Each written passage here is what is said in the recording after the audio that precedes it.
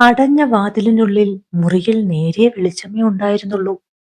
ആ മുറി എപ്പോഴും അനുപമയ്ക്കും വിനോദിനുമിടയിൽ സ്നേഹത്തിന്റെയും സ്വകാര്യതയുടെയും ഇടമായിരുന്നു.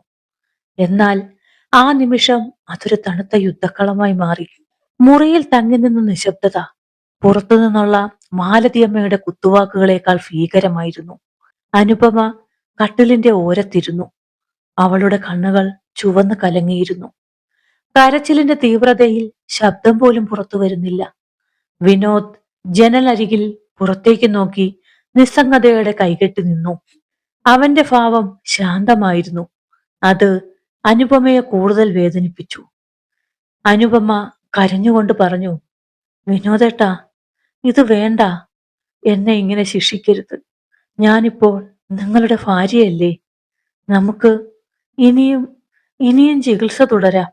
ഡോക്ടർ ഒരു പ്രതീക്ഷ തന്നിട്ടുണ്ടല്ലോ. വിനോദ് തിരിഞ്ഞു നിന്നു.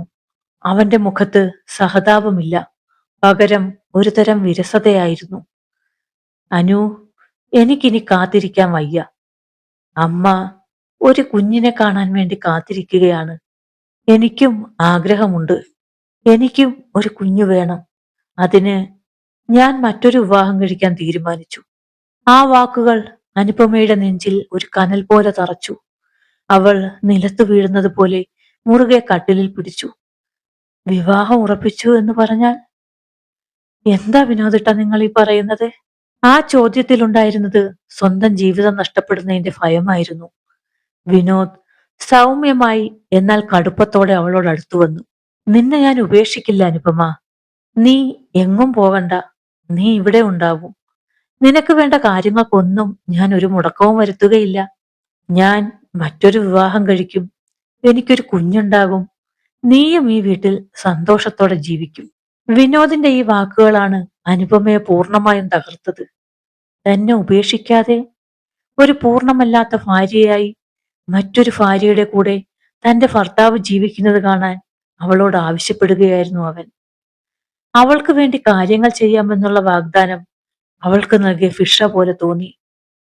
അവൾ കരഞ്ഞുകൊണ്ട് അവന്റെ ഷർട്ടിൽ പിടിച്ചലറി. ഇതൊരു ഫിഷയല്ല വിനോദേട്ടാ, ഞാനൊരു ഭാര്യയാണ്. നിങ്ങളുടെ ഭാര്യ. എന്നെ ഇങ്ങനെ അപമാനിക്കരുത്. എനിക്ക് വേറൊരാളെ കാണാൻ കഴിയില്ല.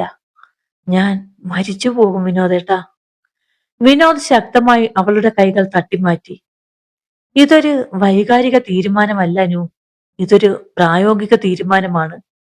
ഞാൻ നിന്റെ കാര്യങ്ങൾ നോക്കും. നിനക്കൊരു കുറവും ഉണ്ടാകില്ല. പക്ഷേ എന്റെ കുഞ്ഞിനായുള്ള ആഗ്രഹം, നിനക്ക് അതെങ്ങനെയാണ് ഇല്ലാതാക്കാൻ കഴിയുന്നത്? അതെനിക്ക് വേണം. അവളുടെ അപേക്ഷകളെല്ലാം അവഗണിച്ചുകൊണ്ട് അവൻ ബെഡ്റൂം വിട്ട് പുറത്തേക്ക് നടന്നു. മുറിയിൽ ഒറ്റയ്ക്കായ അനുപമ തന്റെ ജീവിതത്തിന്റെ നിയന്ത്രണം പൂർണ്ണമായും നഷ്ടപ്പെട്ടു തകർന്നു പോയിരുന്നു അവൾ. അവളുടെ ചുറ്റുമുള്ള ചുവരുകൾ അവളെ നോക്കി പരിഹസിക്കുന്ന പോലെ അവൾക്ക് തോന്നി. ആഡംബരം നിറഞ്ഞ ആ വീട്ടിലെ ഒരൊറ്റ മൂലയിൽ എവിടെയോ ഒതുങ്ങിക്കൂടി 7 വർഷമായി ഒരു തരം ശൂന്യതയിൽ ജീവിക്കുകയാണ് അനുപമ. വിവാഹത്തിന്റെ ആദ്യ നാളുകളിൽ അവൾ കണ്ട കിനാവുകളെല്ലാം മാലതിയമ്മയുടെ കുത്തുവാക്കുകളിലും ഭർത്താവ് വിനോദിന്റെ നിസ്സംഗതയിലും തകർന്നു പോയിരുന്നു. ദാമ്പത്യത്തിലെ 7 വർഷങ്ങൾ, വിനോദിന്റെ ജീവിതത്തിൽ തനിക്ക് കുട്ടികളെ നൽകാൻ കഴിയുന്നില്ല എന്ന ഒരൊറ്റ കാരണം കൊണ്ട് അവൾ തന്റെ വീട്ടിലും ജീവിതം നരകമാക്കി കണക്കാക്കി. വിവാഹം കഴിഞ്ഞ് 7 വർഷം തികഞ്ഞപ്പോൾ അവൾ ആ വീട്ടിലെ ഒരു നിഴലായി മാറി. പ്രഭാത ഭക്ഷണം മുതൽ അത്താഴം വരെയുള്ള ഓരോ നിമിഷവും മാലതിയമ്മയുടെ മൂർച്ചയുള്ള ചോദ്യങ്ങൾക്കും അധിക്ഷേപങ്ങൾക്കും അവൾ ചെവിയോർത്തു നിന്നു. പേരിനൊരു മരുമകളായി ഇവിടെ ഇരുന്നിട്ട് എന്ത് കാര്യം? നിനക്ക് ഒരു കുഞ്ഞിനെ തരാൻ കഴിയില്ലെങ്കിൽ ഇവിടുന്ന് ഇറങ്ങിപ്പോയിക്കോണം. ഈ വാക്കുകൾ കേട്ട് വിനോദ് ഒന്നും മിണ്ടാതെ അമ്മയ്ക്ക് കൂട്ടുനിൽക്കുമ്പോൾ അവൾ സ്വന്തം മുറിയിൽ ഒറ്റയ്ക്ക് കണ്ണീരൊഴുക്കി. അവൾക്ക് വിനോദിനോടുണ്ടായിരുന്ന സ്നേഹം പോലും ഇപ്പോൾ ഒരുതരം ഭയത്തിനും നിസ്സഹായതയ്ക്കും വഴിമാറിയിരുന്നു. തിരിഞ്ഞു നടക്കാനാവാത്ത ഭൂതകാലം അനുപമയുടെ നിസ്സഹായതയ്ക്ക് പിന്നിൽ. അവൾക്ക് മടങ്ങിപ്പോകാൻ ഒരിടമില്ല എന്ന വലിയ സത്യമുണ്ടായിരുന്നു. അവൾ ഒരു സാധാരണ പാവപ്പെട്ട കുടുംബത്തിൽ നിന്നാണ് വന്നത്. എന്നാൽ അതായിരുന്നില്ല അവളുടെ ദുരിതം. അവൾ അമ്മയുടെ ആദ്യ വിവാഹത്തിലെ കുട്ടിയായിരുന്നു. അമ്മയുടെ രണ്ടാമത്തെ വിവാഹത്തോടെ രണ്ടാനച്ഛനും അദ്ദേഹത്തിന്റെ മക്കൾക്കും അവൾ ഒരു അധികപ്പറ്റായി മാറി. ആ വീട്ടിൽ അവൾക്കൊരു അതിഥിയുടെ സ്ഥാനം പോലും ഉണ്ടായിരുന്നില്ല. അവളുടെ വിവാഹം പോലും അവർ എങ്ങനെയെങ്കിലും ഒഴിവാക്കിയാൽ മതിയായിരുന്നു എന്ന ചിന്തയോടെയാണ് അവർ നടത്തിയത്. അതുകൊണ്ട് വിനോദിന്റെ വീട്ടിലെ പീഡനങ്ങളെല്ലാം സഹിച്ച് അവൾ അവിടെ തന്നെ തുടർന്നു. അവിടെ നിന്നാൽ പോലും ആ വീടിന് പുറത്ത് അവൾക്ക് ആരും അവകാശപ്പെടാനില്ല. ഭർത്താവ് ഉപേക്ഷിച്ചാൽ കയറി ചെല്ലാൻ ഒരു പടിവാതിൽ പോലും അവൾക്കില്ല. ഈ ഭയമാണ് വിനോദ് അവളെ ഉപേക്ഷിക്കുന്നില്ല, ഇവിടെ നിന്നോളൂ എന്ന് പറഞ്ഞപ്പോഴും അവൾക്ക് എതിർക്കാൻ കഴിയാതിരുന്നതിന്റെ കാരണം. ഒരു ഭാര്യയായി ജീവിക്കാനുള്ള അവളുടെ അവകാശം നിഷേധിക്കപ്പെടുമ്പോഴും വെറും ഒരു അഭയാർത്ഥിയായി ഈ വീട്ടിൽ തുടരേണ്ട ഗതികേടിലാണ് അനുപമയുടെ ജീവിതം. വീട്ടിൽ അന്തരീക്ഷം കലുഷിതമായിരുന്നു. വിനോദിന്റെ രണ്ടാം വിവാഹത്തെക്കുറിച്ചുള്ള സംസാരങ്ങൾ മാലതിയമ്മയുടെ നേതൃത്വത്തിൽ മുറയ്ക്ക് നടന്നു. വിനോദിന്റെയും അനുപമയുടെയും മുറിയിൽ നടന്ന തർക്കത്തിന് ശേഷം അനുപമയുടെ കണ്ണീരൊപ്പാൻ വിക്രം മാത്രമേ ആ വീട്ടിലുണ്ടായിരുന്നുള്ളൂ. വിക്രം, വിനോദിന്റെ അനിയൻ. വിക്രത്തിന്റെ കൂടെ ഒന്നിച്ചു പഠിച്ചതാണ് അനുപമ. പക്ഷേ ചേട്ടൻ കല്യാണം കഴിച്ചതോടുകൂടി ചേട്ടത്തി എന്ന ബഹുമാനത്തോടെ അവൻ സംസാരിച്ചിട്ടുള്ളൂ. വിനോദിനെ പോലെ കാര്യങ്ങൾ ചിട്ടയായി ചെയ്യുന്ന പ്രകൃതക്കാരനായിരുന്നില്ല അവൻ. അവൻ സ്വപ്നലോകത്ത് ജീവിക്കുന്ന ഒരു കലാകാരനെ പോലെയായിരുന്നു. അതുകൊണ്ട് തന്നെ സ്ഥിരമായൊരു വരുമാനമോ വലിയ ജോലിയോ ഇല്ലാത്ത അവൻ മാലതിയമ്മയുടെ കണ്ണിലെ കരടായിരുന്നു. അവനെ കൊണ്ട് ഒരു കാര്യവുമില്ല, അവൻ അവനെ തന്നെ നോക്കില്ല എന്നായിരുന്നു ഇളയ മകനെക്കുറിച്ചുള്ള മാലതിയമ്മയുടെ കാഴ്ചപ്പാട്. മാലതിയമ്മയുടെ അവഗണനകൾക്ക് വിക്രം മറുപടി നൽകിയിരുന്നത് നിശബ്ദമായ എതിർപ്പിലൂടെയാണ്. എന്നാൽ അനുപമയുടെ ജീവിതം തകരുമ്പോൾ അവന് നിശബ്ദനായിരിക്കാൻ കഴിഞ്ഞില്ല. വിവാഹത്തിന്റെ കാര്യങ്ങൾ ഉറപ്പിക്കാനായി വിനോദും അമ്മയും സംസാരിച്ചിരിക്കുമ്പോൾ വിക്രം അവിടേക്ക് കയറി വന്നു. അവൻ ശബ്ദമുയർത്തി, ചേട്ടാ, നിങ്ങൾ ചെയ്യുന്നത് ക്രൂരതയാണ്. ചേട്ടൻ അവളെ ഉപേക്ഷിക്കുന്നില്ലെങ്കിൽ പിന്നെ എന്തിനാണ് രണ്ടാമതൊരു വിവാഹം? നിങ്ങൾ അവളെ ഒരു ഫിഷക്കാരിയെ പോലെ ഒരു സെക്കൻഡ് ഓപ്ഷനായി ഈ വീട്ടിൽ നിർത്തുകയല്ലേ? ഇത് കേട്ട് വിനോദ് വിക്രമിനോടായി പറഞ്ഞു, നീ ഇതിൽ ഇടപെടേണ്ട വിക്രം. നിനക്ക് നിന്റെ കാര്യം നോക്കാൻ അറിയാമോ? എനിക്ക് എന്റെ ഭാവി സുരക്ഷിതമാക്കണം. അനുവിന് ഒരു കുറവും ഉണ്ടാകില്ല. മാലതിയമ്മ ദേഷ്യത്തോടെ പറഞ്ഞു, മതി നിന്റെ ഉപദേശം. നിന്റെ ഉപദേശം എനിക്കിവിടെ വേണ്ട. പോയി വല്ല ജോലിയും നോക്ക്. സ്വന്തമായി ജീവിക്കാൻ വകയില്ലാത്തവനാണ് ഇവിടെ വന്ന് കുടുംബകാര്യത്തിൽ ഇടപെടുന്നത്. വിക്രമിന്റെ കണ്ണുകൾ നിറഞ്ഞു. അത് അനുപമയോടുള്ള സഹതാപം കൊണ്ടായിരുന്നു. അത് അവളോടുള്ള നീതികേടിനോടുള്ള പ്രതിഷേധമായിരുന്നു. അന്ന് രാത്രി വിക്രം ഒരു തീരുമാനമെടുത്തു.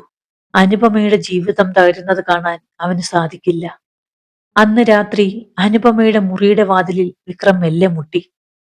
കരഞ്ഞു തളർന്നിരുന്ന അനുപമ വാതിൽ തുറന്നു. ആദ്യമായി വിക്രം അനുപമയെ നോക്കി ഗൗരവത്തോടെ സംസാരിച്ചു. അനു, ചേട്ടൻ രണ്ടാമത് വിവാഹം കഴിച്ചാൽ ഈ വീട്ടിൽ നിനക്കൊരു സ്ഥാനവും ഉണ്ടാവില്ല. അമ്മ അനുവിനെ ഒരു വേലക്കാരിയെ പോലെ കാണും. അനുവിന്റെ ജീവിതം ഇവിടെ നിന്ന് തകർന്നു പോകും.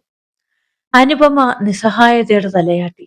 വിക്രം അത്യധികം ആലോചിച്ചെടുത്ത ഒരു തീരുമാനം അവളോടായി പറഞ്ഞു. എനിക്ക് വലിയ ജോലിയോ വരുമാനമോ ഇല്ല.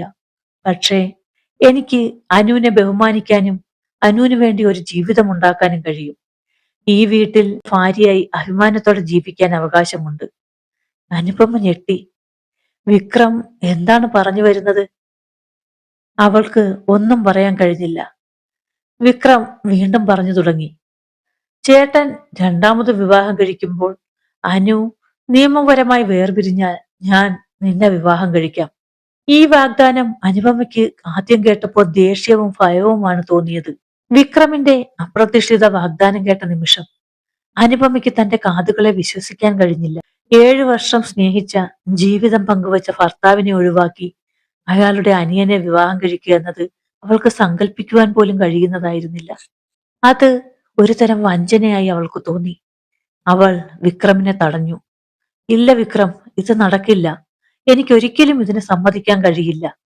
നിങ്ങളുടെ ചേട്ടൻ, എന്റെ ഭർത്താവ്, ഞാൻ അദ്ദേഹത്തെ അവൾക്ക് വിനോദിനെ സ്നേഹിക്കുന്നുവെന്ന് പറയാൻ നാക്കു പൊങ്ങിയില്ല.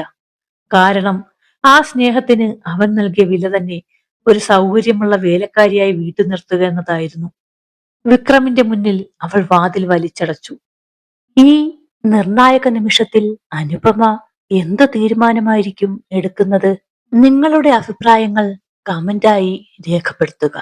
ഈ കഥയുടെ തുടർഭാഗം നമുക്ക് അടുത്ത വീഡിയോയിൽ കേൾക്കാം. ഈ കഥയുടെ തുടർഭാഗത്തിനായി എല്ലാവരും സബ്സ്ക്രൈബ് ചെയ്ത് അടുത്ത വീഡിയോയ്ക്ക് വേണ്ടി കാത്തിരിക്കുക.